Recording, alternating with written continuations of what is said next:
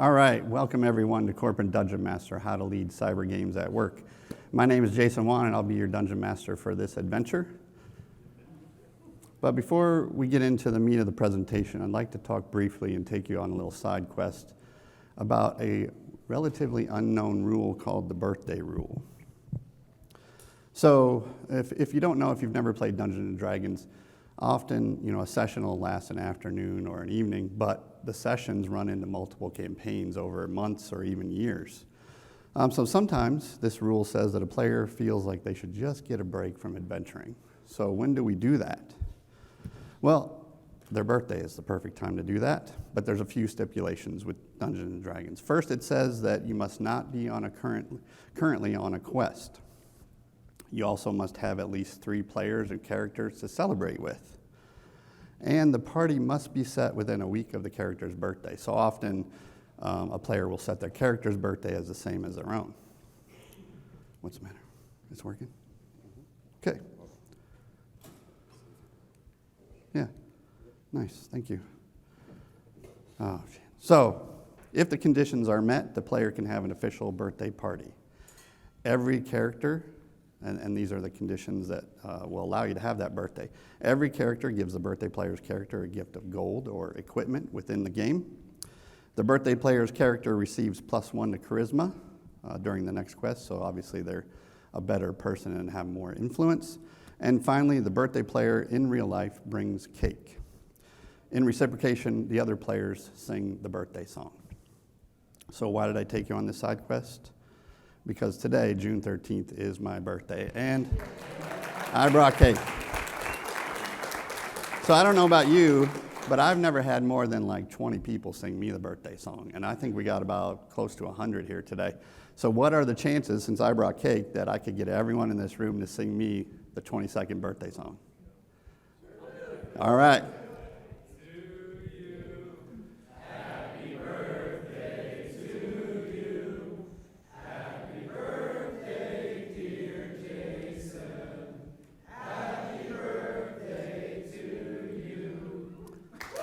Thank you.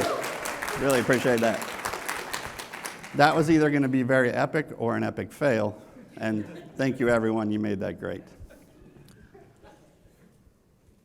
All right, so what am I going to talk about? So like most talks, I'll start off with a little bit of background on why I'm qualified to talk here today, and then I'm going to roll into the new role of Cyber Action Officer, what I call Corporate Dungeon Master, talk a little bit about how I got to that role.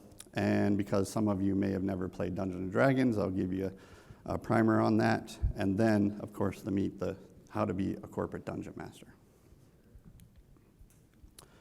All right, so a little bit about me. I've spent the last 7+ years in private industry. I started out that journey at the Walt Disney Company as a cyber threat intelligence lead, building a program there. And then once my wife and I figured out that we couldn't afford to live in LA, we moved back to Northern Virginia where it's cheaper, and got working at Navy Federal Credit Union. So I was doing CTI there, but as you'll see, I currently am a Cyber Action Officer there. I spent the previous 15 years, as any good Army soldier with a government clearance does, at all the Beltway Bandit companies up in Northern Virginia, CGI, MITRE, Deloitte, and Lockheed Martin, working for customers like First IO Command, Army Cyber Command, Department of State, and FBI. But I started my career at the young, ripe age of 18 years and 2 weeks in the U.S. Army as a signals intelligence analyst, and then eventually in the Army Reserves as a cyber warfare analyst. I have a few certs that are directly applicable to this job, as you'll see. The first one, the Cyber Crisis Management Planning Professional, aka the Wolfpack cert. Many of you are very familiar with the CISSP, as that's a core industry cert. I call that one Jack of all trades, master of none. And then finally the PMP, which I just got this year because it's very applicable to my job, aka cat herder extraordinaire. I also, before I got all those certs, I obtained my Bachelor's of Science in Computer Science. All right, so I've had a few speaking events before. Started out my career right here at RVAsec back in 2017 when I was still with Disney. And as I mentioned, I was in threat intelligence, so I did a talk on how to evaluate threat intelligence platforms. And I gave a little bit of background on the intel world in the commercial sector. I had a version 2 of that talk where I improved the memes, basically, and re-delivered that at B-Sides Nova the next year. Also in 2017, I was a volunteer intelligence analyst for the Global Emancipation Network, run by Sherry Caltagirone. And their mission is to stop human trafficking operations using open source intelligence. So I talked, Recorded Future is one of the sponsors of that organization, and they asked me to come and talk at Recorded Future User Network, and so I gave a talk on trafficker analysis, or a little play on traffic analysis with signals intelligence. Like any good talk, I have disclaimer and memes. So my disclaimer basically says none of the points or views that I talk about today are necessarily the points or views of any of my current or past employers. And then, just like Paul Asadorian, I've got memes. However, depending on your knowledge of Dungeons and Dragons, your mileage may vary as to whether you think these are funny or not. All right. So let's talk about the role of Cyber Action Officer. So if you do a quick Google on Cyber Action Officer, what you'll find is these typical descriptions from companies like Leidos and Mantech up in the DC area. But it doesn't really tell you what you're going to be doing as a Cyber Action Officer. Do I maintain situational awareness of cyber activity? Of course. Do I serve as a lead for planning and coordination? Yep. Do I prepare and present senior level briefings? Most definitely. And do I resolve problems with functionality or performance? Yes. So I felt like this wasn't a good introduction to what a Cyber Action Officer is, so really don't pay attention to those if you're looking at them on the interwebs. This is really a more accurate description of what I do now as a Cyber Action Officer. And so I'll talk first about the primary responsibility as a cyber crisis coordinator. As you'll see there, that's really less than 2.5% of your time. Because if you're like most corporations, hopefully you're not in crisis mode more than, less than 3% of your time. But I liken this to the Bruce Wayne Batman analogy. So your primary responsibility is as Batman, but your secondary responsibilities, or where you spend most of your time, will be Bruce Wayne running Wayne Industries. So your secondary responsibilities, what you spend other time doing, special projects, that often comes out of those cyber crisis. And as a crisis coordinator and interfacer with the senior execs, you'll find that they have a lot of questions, and you'll need to go out and do research, interview people, and pull together data to be able to answer that crisis question from the executives. Also, I spend some time running our incident response playbooks and developing those, getting edits on an annual basis, those type of things, and I'll build playbooks around that. So how in a crisis are we going to react, and I'll draw that out. So think like a ransomware playbook to prepare the executives for that. But I spend most of my time doing tabletop exercises, and that's why this talk is here today. Tabletop exercise, for those of you that don't know, is really that time where you're testing your organization and you're preparing them to be ready for a cyber crisis. All right, so I've talked about the Cyber Action Officer, but how did I get to that role? Well, I've got plenty of jobs since the early 90s, and I'm not going to go into each one of these, but I am going to talk about some of the skills that I learned in these jobs that I think are directly applicable to the Cyber Action Officer role. I spent a lot of time early in my career, as I mentioned, as an Intel analyst and in cybersecurity, so that gave me some good background and a wide breadth of information there for cybersecurity. And then while I was getting my degree, I worked at Sears as a computer and electronic salesman, so interfacing with customers and strangers, and that job was solely based on commissions, so I didn't make any money unless I was good at that job. So that really helped me from a facilitation standpoint, which you'll see here shortly. In the 2000s, I switched to some technical work, so I was a sysad for an IT company, technical consultant, and those type of jobs, again, gave me some breadth and understanding with the different aspects of IT, which again is very important as a cyber action officer. Then I transitioned into program management work, so again, interfacing with senior executives, understanding their needs, and making sure that my team was providing those. In the 2010s, I switched back into less of a government contracting role. I ran a common criteria lab for a while, CCTL. So that's evaluating security products and making sure that they do what they're supposed to do, directly applicable to understanding how security products work. I also did some instructing on Security Plus, so again, standing up in front of a room and teaching students for a week to pass that exam, and then, like I said, as a CTI analyst. So all that work really helped me become a better cyber action officer, which is a role I didn't even know I was going to be throughout my career. But the story I really want to tell here is, in 2020, obviously the pandemic hit, right? And here I am in November, probably early December. I'm not real happy with my career choice at the moment, but I don't want to leave my company. So I'm talking to my career advisor / leadership professional, and I saw this job posted for a different leader on my actual team within the Security Operations Center.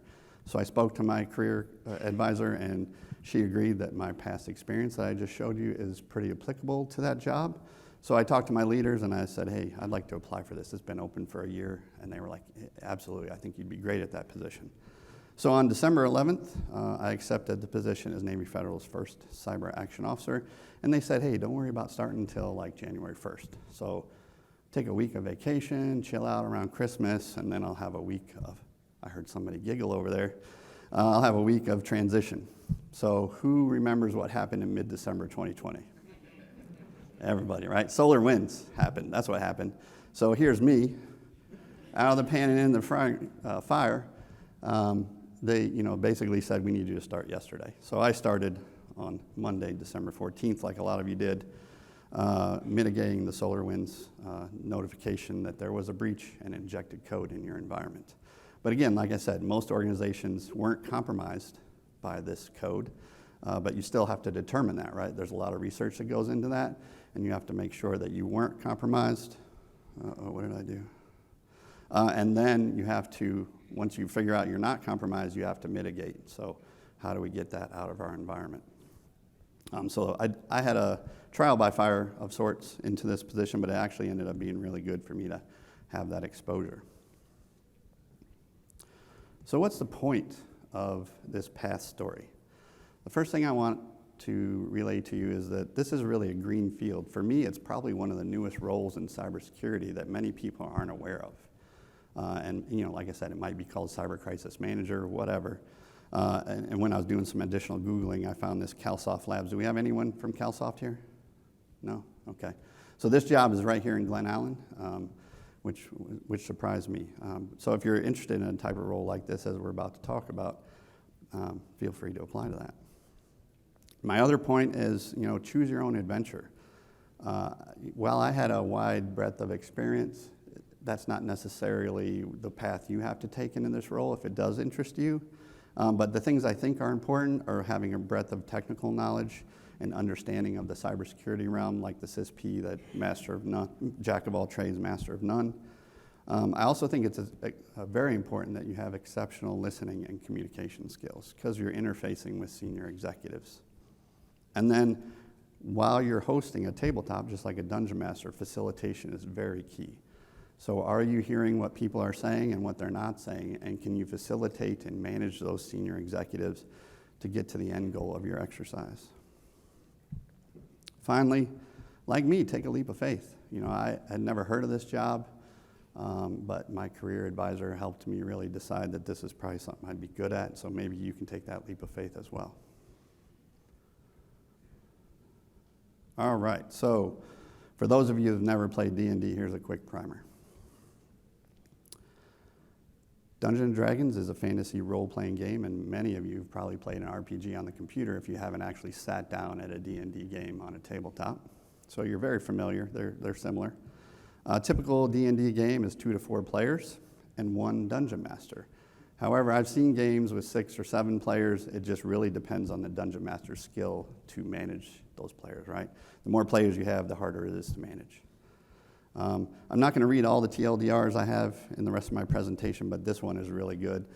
So if somebody asks you what is D&D or what is, maybe you can modify this for corporate dungeon master. D&D is where you invent a character, explore a fantasy world, talk to the people living there, fight crazy monsters, acquire plunder and glory, roll the dice, drink beers, and yell at your friends. That sounds like a lot of fun, right? Why wouldn't you want to do that for a job? All right, so first rule of Dungeons & Dragons is there are no rules.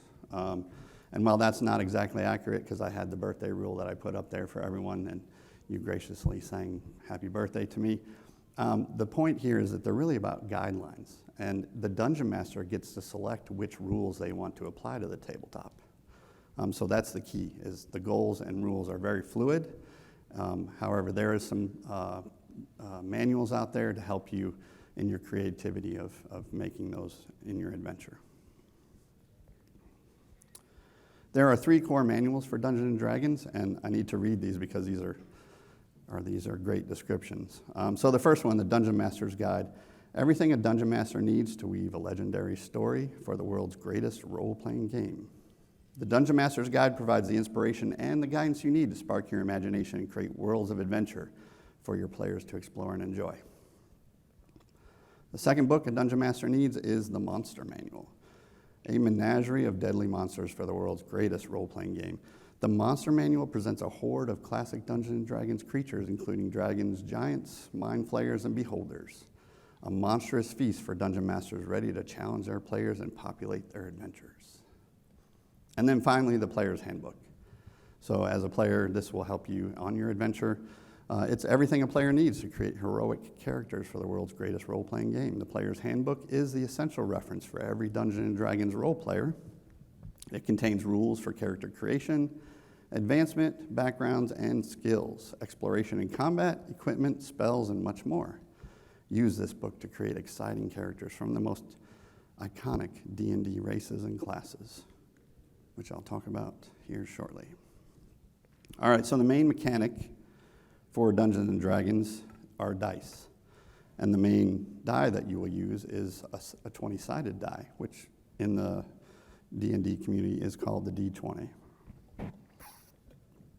A good Dungeon Master will also have a collection of other die, depending on the action he wants his players to take, which involve a 4-sided die, 8, and a 12-sided, a couple 10-sided, and then 4 of your traditional 6-sided die.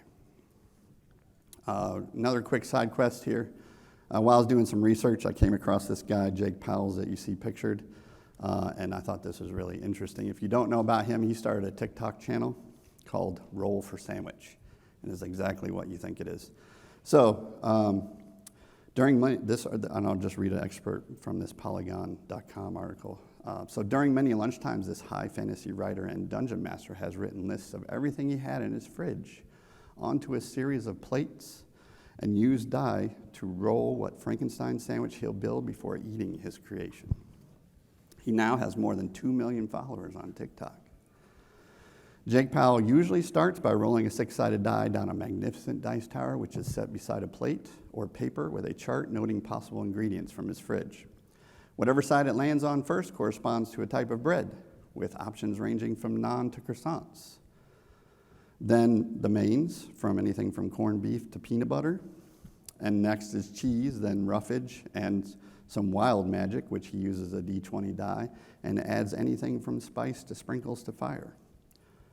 Finally comes the risky sauce chart, which could alter the entire taste profile of this sandwich.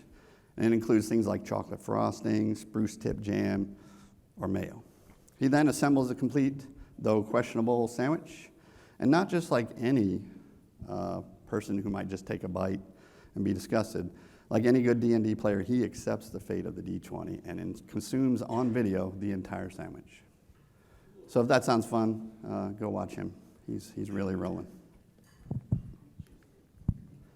All right, so as a player, your first job is to create a character. So obviously you want to give your character a name. It's probably going to be some high fantasy type name. And then decide your race. Races include elf, dwarf, human, gnome, orc, dragonborn, etc. Then you decide your class, which is your job in your party, and that could range from barbarian, bard, cleric, druid, manager, or ranger, and then wizard. Manager is a good one for the lead, right? And then alignment. So some of you don't know about alignment. If you don't, here's a good chart showing many different characters from different movies. And so you have to decide whether your character is going to be anywhere from lawful good all the way to chaotic evil. And that will have some influence as to how you make your decisions throughout the game. Finally, the thing that you can't really choose, that you have to roll for and roll the d20, are your characteristics. So things like intelligence, charisma, which I mentioned from the birthday perspective, and right now everyone knows I have +1 charisma, right? So this is going to be a better talk than you actually perceive. You also have to decide what your strengths, your stamina, your dexterity, and your wisdom is. So these things are like multipliers or additional things when you actually roll the d20 during your game, and it gives you more power. Finally, the Dungeon Master. The Dungeon Master is the keeper of lore, the weaver of fates, and the master of dungeons. So his primary responsibility is to narrate the story that he created. Obviously, he's going to create that story beforehand. There's a lot of pre-work if you're a dungeon master. But during the game, you're going to narrate the story. You're also going to control the NPCs, or those non-player characters and monsters. So you're going to roll for them when there's combat, that type of stuff. And then from a dungeon master perspective, there's a couple important things you have to do, which I think readily apply to the cyber action officer role. You have to ensure that your players are engaged and having fun. You have to answer their questions. So there's sometimes a player may say, "Can I do that?" And as the dungeon master, your default answer should be roll for it if you don't have that already decided. You also have to adjust the speed of the game. So, one player may be talking too much and owning the game, and so you want to make sure that you manage that and adjust the speed of the game as required to get the game or the session done in time that evening. And then finally, adjust play as necessary. Some people like combat, some people like solving puzzles, and some people like exploration. So make sure you know your players and adjust your game as necessary. All right, so there's a few facets of gameplay that I want to talk about in Dungeons & Dragons, and the first one is exploration. So exploration is the primary story developer. Basically, it's how you advance the game. And some dungeon masters may have like a map on the table that they've created beforehand. There's also pre-printed maps. But you could also use your imagination and just say to your party, "You come across a green field. What will you do?" And the players say, "We will cross it." And then you say, "Aha, it's a bog of eternal stench," and you're trapped in it, right? So use your imagination if you don't have a map and develop the story through exploration. Exploration involves things like solving puzzles, surmounting obstacles, and looking for treasure. Finally, one of the favorite facets of Dungeons & Dragons for many players is combat. So when you come across a non-player character or a monster that you want to fight, you first roll to decide who gets to attack first, the monster or you. And then if it's your turn to attack, you roll the d20 plus your strength if you're a barbarian wielding a sword, or maybe use dexterity if you're like Legolas shooting arrows. Once you determine what your score is, you match it up to the monster's roll, and if yours is greater, you get a hit. And then you roll again for hit points. Hit points decide how much points you have till you die. So like this meme, it's very important to keep your hit points up. Another facet of gameplay is interaction. So remember I said the Dungeon Master controls all the NPCs. So he's going to have characters and monsters like the bartender at some inn that the players may come across, all the way up to one of those, a dragon monster. And you have to have, as a Dungeon Master, some idea what that NPC is going to do or say as you interface with your players. So as the player, your job is to interact with these NPCs and use those different characteristics I talked about to have a successful outcome. Remember, our goal is to get information from the NPCs and advance the story. So you're going to use your charisma or influence, maybe threats of violence if you're a big guy and have a lot of strength. You might also use a disguise if you're the thief, or bribery and interrogation. And that's going to get you that information you need to get to the next part of the story. All right, the final facet that I want to talk about in Dungeons & Dragons is leveling up. And this is where a lot of people spend endless nights trying to get to, especially if you've played RPGs on the computer and you're just that 70 points away from the next level. You know, staying up till 2 a.m. is not uncommon to get to that point. So leveling up basically means that multiplier for your experience points, which you use to either wield a better weapon or cast a better spell. You gain experience points through winning combat against NPCs, solving puzzles, or successfully negotiating with an NPC and getting that information that you need. Your XP is also cumulative. So it's not just set 300, 300, 300. It kind of multiplies, and it's harder to get the more you play. All right, so I walked you through Dungeons & Dragons and a little bit about the Cyber Action Officer. And as I was doing research, and actually I was starting to watch YouTube videos on people playing Dungeons & Dragons, and if you don't know, there's celebrities that do it. There's really well-known people in the community that play it, and they video it. So on the YouTubes, I was watching these one day, and I was like, wow, this Dungeon Master role is very similar to what I'm doing now. And that's where the idea for this talk came from. So I researched a bunch of articles, because I've never been a DM, but there are plenty of people who have opinions on how to be a good DM. So basically the quote that you see at the top of every one of these slides from here on out is how to be a good DM, and I'll relate that to the Cyber Action Officer role or Corporate Dungeon Master. So the first thing that you need to know if you haven't played D&D are session zeros. As the DM, a session zero is Dungeons & Dragons session that allows the DM to hold a session basically and set expectations, discuss character options, and set the tone for the campaign. So really it's planning. That's what a session zero is. So as a corporate dungeon master, what do you want to do? Well, if you're planning this, the first thing you need to do is cite relevant documentation. If you're a big enough company, you want to associate those SOPs, those policies, guidelines, architecture diagrams, all those things to help you decide how this realistic scenario is going to come together for your tabletop exercise. You also want to set up some planning meetings to work with your players on helping you develop. You don't want to give all the inside baseball away, but these planning meetings are definitely essential, especially if you have a team that you're working with directly and you're going to branch out to other business units. So if you've ever participated in a CISA tabletop like Cyberstorm, you'll know that they have some set terms around tabletop planning, and these include initial planning meeting, midterm planning meeting, and final planning meeting. Very creative, but I use them too. And then finally, once you're done with your planning meetings, set some high-level goals. So based on what you understand your tabletop is supposed to do, set some goals, and then you modify those as you move along with your planning meetings. Something else you want to do in your session zero is create your monsters, right? So how do I do that? Well, first thing I do is cite past incidents. I'm in the Security Operations Center, so I have access to all of our incident response tickets. So I use past incidents. You can also kind of look at those and see what's more prevalent to make sure that your TTX is accurate and realistic. Once you've exhausted those, maybe you go to industry, right? So there's plenty of publications and stories about all these major breaches, and maybe you can use facets of that in your own tabletop development. Also, Googling research and doing for cyber threats.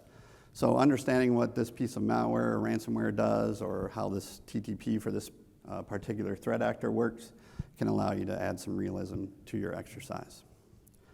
And finally, leverage your network. So talk to your friends, your coworkers who are doing this type of work, and get some ideas off of them.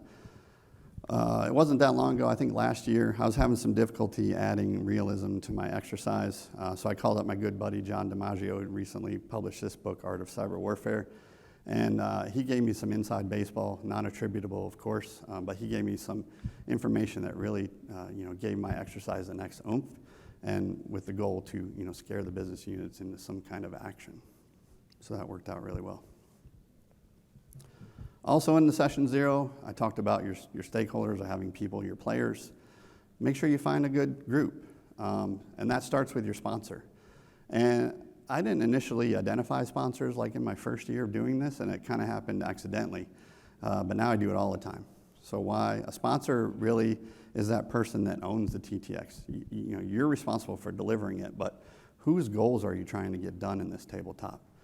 I found that having one person, usually an executive or a senior leader, be the sponsor really takes that exercise to the next level. It allows them to kind of own the TTX and speak up during the tabletop if you know, I'm having a little difficulty doing the facilitation. It's my own little Jedi mind trick through the sponsor app.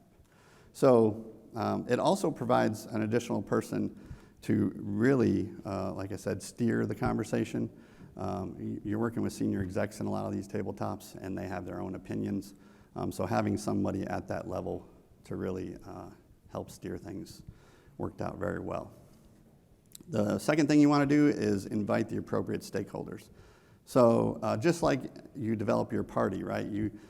If you're developing a party in D&D, you need somebody who can wield a sword and lead the group. You need somebody who can shoot arrows, cast spells, those type of things. So make sure your stakeholders are balanced and diverse. You want to look at your goals and decide which stakeholders really are going to help you advance your cause in this tabletop. And then finally, interview the stakeholders. So those planning meetings I talked about, you're going to set high-level goals and start to get an idea about how your exercise is coming together. Talk to them as you do that in all the different phases of your planning. Because stakeholders will, one, they'll suggest other stakeholders that maybe you didn't think about that you could invite. They'll provide some kind of insight into their own processes and maybe some documentation that you weren't aware of. And also interview the participants to make sure that their desired outcomes are happening in this exercise. Maybe there's an opportunity where you can bring them to the table instead of them being a combatant and feeling like, you know, we're having this TTX because they're doing something wrong. Maybe they have an agenda that you could get done for them as well. So make sure you consult with your stakeholders. All right, now that we're done planning the exercise from a stakeholder perspective, you need to homebrew your story. So that's really writing out the whole exercise. So the first thing you need to decide is what style of play is it. From a technical or CTF perspective, I don't do many of those. We have an attack sim like some big corporations do that really concentrates on the technical or the CTF aspect. So my two are those last two there. The first one, business process testing, is really about helping other business units within security make sure that a process they develop will work well with everyone else in the organization. So they build the process, maybe they just type it out or they draw it out in Visio, and your job is to poke holes in it with cyber threats and how things would really work in security. Also, the cross-functional collaboration exercise has been really popular lately. So some business units in our Security Operations Center may have difficulty getting authority to do something or working with the right information from a different business unit. And my job there is to make sure that I design an exercise with, again, the right cyber threats to get them to work as a team. And that really is, you know, that it takes a village.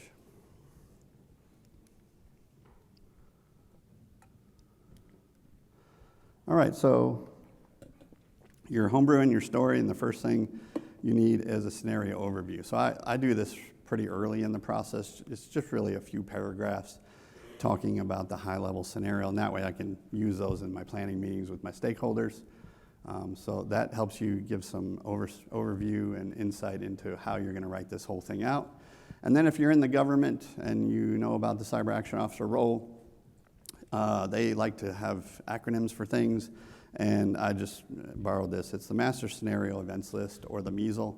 So tabletop planners will develop a MSEL, and it's basically just a bulleted list of every action that's going to happen in your exercise.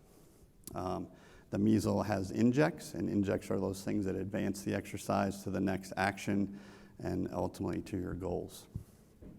So write out your MSEL before you actually develop your slides. And like I said, finally, is doing your slides like any good cybersecurity professional. We all have our PowerPoint Ranger tabs. That's how I deliver exercises, is really with just PowerPoint. All right, as you're writing your story, be flexible with the plot. So as I mentioned, you've got senior executives often in these exercises with their own agendas. They're going to throw off your plot. And one of the things I actually lead with, and I'll talk about here in a minute, is really being, this is a fake scenario, but act as if it isn't. So use actual processes and try not to throw the scenario too far off if something happens. From my perspective, if I tell a story that it wouldn't really happen that way, if it doesn't affect the outcome that we're trying to get to, please be flexible with that. But be prepared to improvise. So a dungeon master friend of mine once told me that he was running a game and one guy couldn't make it, had an emergency or something. So he invited his 12-year-old daughter to sit in for that session that night. And for him, he had developed a scenario where his party came across a pack of wolves. And I don't mean like little wolves, I mean like Twilight-sized wolves.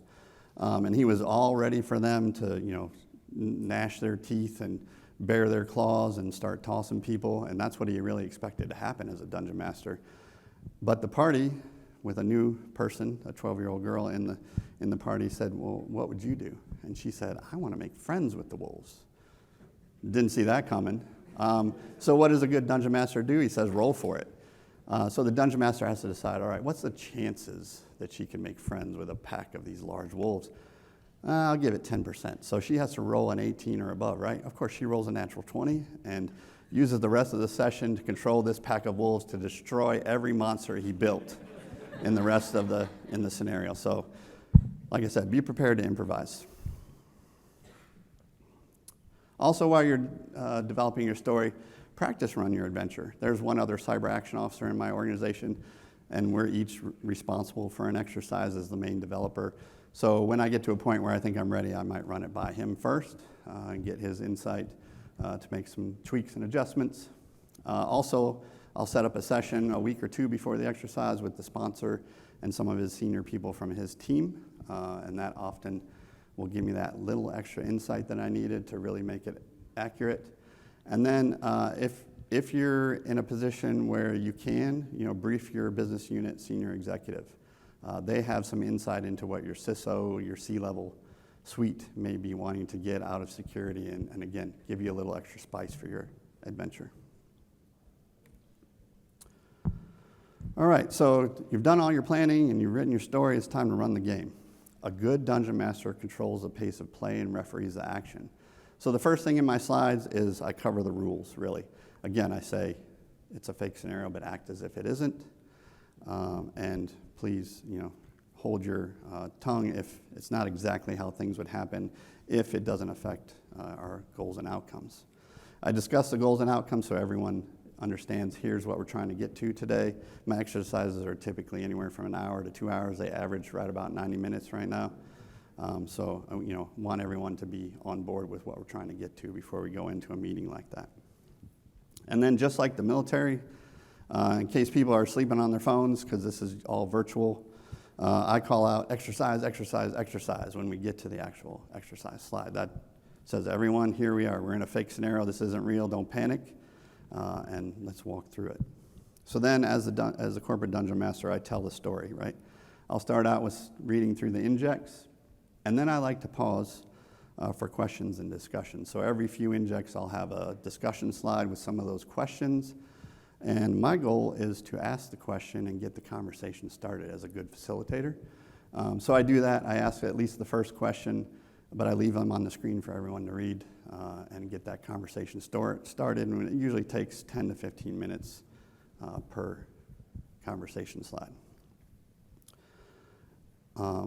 Also, like we saw earlier, the corporate dungeon master has to adjust for time, right? So if you happen to be behind because you've got really great conversation going on, let everyone know. Say, hey, at this point in my rehearsal, we're probably 20 minutes behind or 15 minutes behind. What do you want to do? Do you want to extend the time of the actual exercise, or maybe we, jump to the end so we can really get to what we're trying to do today?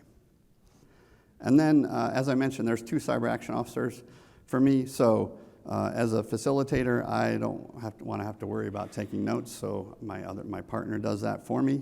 And if your organization allows it, audio record the meeting. We do everything over WebEx. So push the record and refine your notes and make sure that you can hear everything that everyone is saying or not saying. All right, this is the most important part and why my position exists, and that's campaign aftercare. So I read that campaign aftercare is a DM's best tool for improvement. So I do that in a few ways. The first one, at the very end of the TTX, I have a feedback slide, and I'm really not looking for feedback about the goals and outcomes we had for the exercise. What I'm looking for is, hey, how well do you think this exercise was run? How did it meet your goals? What could we have done different if not? And I also give the sponsor that I mentioned and the senior executive of my team an opportunity to talk. And they'll say, Jason did a great job running this exercise, and this is really important because blah, blah, blah. So this is really a great opportunity for your executives to talk and close your exercise out. Once I'm done with the exercise, I'll use the notes and the audio recording to write up an after-action review report. And then we will also have an AAR meeting. That's a term that comes from the military as well. But basically what you're doing there is bringing all the stakeholders together to discuss what you found from your notes in running that exercise. The primary reason that my job exists is for leveling up. Remember I said that's the goal of every player when they play Dungeons and Dragons. So from my perspective, I coined a term called process improvement opportunity, and that's really where we're trying to get to when we run a tabletop exercise. The process improvement opportunities identify some action in my AAR report, and I also identify the person responsible for that. So when you conduct your AAR meeting, you're bringing everyone to the table, and you're calling people out on it, nicely, of course, because you're a good facilitator, to say, hey, I heard somebody say we need to get this thing done, and we've all agreed that you're the right team to do it. Do you agree? Do you want to own that? And of course, they say yes because it's peer pressure, right? All right, so in my talk summary, I said that I would help you discover how to lead games, tabletop exercises, at work as a corporate dungeon master, aka cyber action officer, narrating the story, aka facilitation, controlling the monsters or the cyber threats, and creating an adventure that will have your players leveling up through process improvement. So I hope you've enjoyed your adventure today.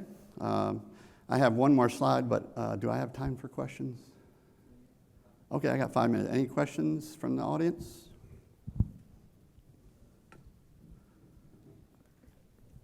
Do you have like a template adventure campaign that we could use to like sort of build an adventure off of?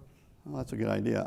So no, not because everything I have is confidential with my corporate, but I could probably do something on the side. That's a great idea. Maybe version 2 of this talk, I'll have something like that. Great idea.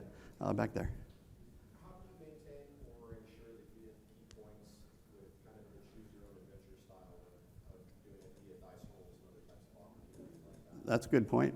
So key points really come from those goals. Those are my key points, and those come from my sponsor. So having the sponsor in the exercise, I found, the last exercise I ran, it was 90 minutes, and it was probably one of the best ones I've ever done. But also, like I said, I maybe didn't quite adjust properly for some of the curveballs I was being thrown. But having the sponsor there and the executive, they have their own agenda, right? And it closely matches the goals that they have. And so they were able to make sure that every goal in question was asked in case I missed it. Any other questions? Yeah, go ahead. Same thing with the first question. How would you kind of lead something, but more in particular to like CTF? Because with CTF, everyone just goes wild. Like how would you manage a deep with CTF where mostly everyone's aggressive? Yeah, that's a good question. So I've never run a hands-on keyboard type of exercise. Everything I do is from a PowerPoint perspective because, like I said, we have an attack sim group that's responsible for those CTF-like exercises. But maybe from a business unit perspective, maybe you don't have attack sim, you don't have the money to have a dedicated team to do that. So if you were to pursue a cyber action officer role, maybe you could say, hey, I can do that too, if that's your expertise in running a CTF. Any other questions? All right, so you go ahead. How granular do you get? Is it high level It depends on the sponsor's goals, really. I don't want to get too specific, but say you're running an incident response exercise. Your main ticket is, let's say it's a phishing response, right? And you've got to assign workplace education to all those people, and that's a problem for you, and they've asked you to test part of that. So, yeah, I could get granular and specific, like with numbers and those type of things to help scare everyone in, and not necessarily scare, but make it more serious for them. But typically it's really that high-level process. I'm running those cross-functional collaboration exercises, getting everyone to work together better, or from a process perspective, just trying to poke holes in it and break it. All right, so I said I had one more slide. Oh yeah, go ahead. Yep, 90 minutes is my typical. I've had, I think, 1 or 2 exercises in the last couple of years that were only 60, but I also had one that ran 2 hours. It gets difficult, right? Especially remotely, WebEx, whatever you use. 2 hours is pretty tough, so maybe you want to consider splitting them up into 2-hour sessions if you're going to get to that point. But I've gotten really comfortable at doing 90 minutes, and I think most people are okay with that length of time. Cool, thank you. All right, so remember back when I said I had my career leadership person give me some coaching and help me decide that I wanted to take that cyber action officer role. Well, the person who helped me level up and realize that my previous XP applied really well to the corporate dungeon master role is my wife, Kate Collins, and who is a great leadership coach. Thank you, babe. I get my coaching for free, so I can't complain. So if you're a people leader or aspiring people leader in cybersecurity, or maybe you just want your leader to be more like the Mandalorian, please go to her talk tomorrow right here in this room at 11:30. This is the way, a new leadership creed for InfoSec professionals. I don't have cake, though. No cake. All right, let's eat cake.